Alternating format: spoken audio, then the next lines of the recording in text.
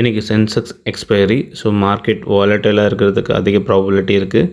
நம்ம எக்ஸ்பெக்ட் பண்ண மாதிரி கேஷ் மார்க்கெட்டில் பை பண்ணியிருக்காங்க. பட் ரொம்ப பெரிய அமௌண்ட் இல்லை. இவங்க பை பண்ணதுனால டிஐஸ் அவங்களுடைய பையிங் ஃபிகர்ஸ் ரொம்பவே குறைச்சிட்டாங்க.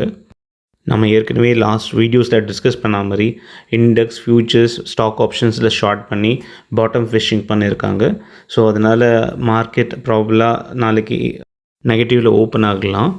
சப்போஸ் எஃப்ஐஏஸ் ஆர் டிஐஸ் ஒரு நல்ல கேஷ் மார்க்கெட்டில் பையிங் ஃபிகர்ஸ் கொடுத்தாங்கன்னா அங்கேருந்து மார்க்கெட் ஷார்ட் கவர் ஆகி ப்ராபபிளாக மேலே போகிறதுக்கான ஹை பாசிபிலிட்டி இருக்குது. பட் இங்கே டெரிவேட்டிவ் மார்க்கெட்டில் ஹெவியாக ஷார்ட் பண்ணியிருக்கிறதுனால நெகட்டிவ் தான் அதிகமாக போக வாய்ப்பும் இருக்குது.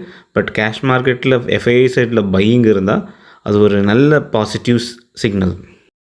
ஓப்பன் இன்ட்ரெஸ்ட் பார்த்தா கால் சைடில் தான் ரொம்ப ப்ராபபிலிட்டி நிறையவே இருக்குது. பட் புட் சைடில் அதிகமாக இல்லை. அதுதான் நம்மளுக்கு பெரிய டவுட்டே க்ரியேட் பண்ணுது. மேபி ஷார்ட் கவரிங் வந்து அந்த கால் செல்லர்ஸ் மொத்த பெரிய வைப் அவுட் பண்ணுறதுக்கான வாய்ப்பும் ரொம்ப அதிகமாக இருக்குது. ஷார்ட்ஸ் எல்லாமே நம்மளுக்கு ஒரு கிளியர் சிக்னலை கொடுக்குது. எஃப்ஐஏஸ் வந்து பாட்டம் ஃபிக்ஷிங் பண்ணியிருக்காங்க கேஷ் மார்க்கெட்டில். நம்ம இதையே பார்க்க செல்லும் 6 months சார்ட்லேயே அது ஒரு நல்ல கன்சால்டேஷன் ஃபுல்லாகவே கம்ப்ளீட் முடிச்சிருக்கு. 1 year சார்ட்லேயே நம்மளுக்கு கிளியராக தெரியுது. அதே மாதிரி 3 year சார்ட் அண்ட் 5 year சார்ட்ஸில் ரொம்ப கிளியராக இருக்குது. மார்க்கெட் இங்கேருந்து அப் ட்ரெண்டுக்கு தான் அதிகமான பாசிபிலிட்டி இருக்குது. Disclaimer: we are not SEBI registered analyst.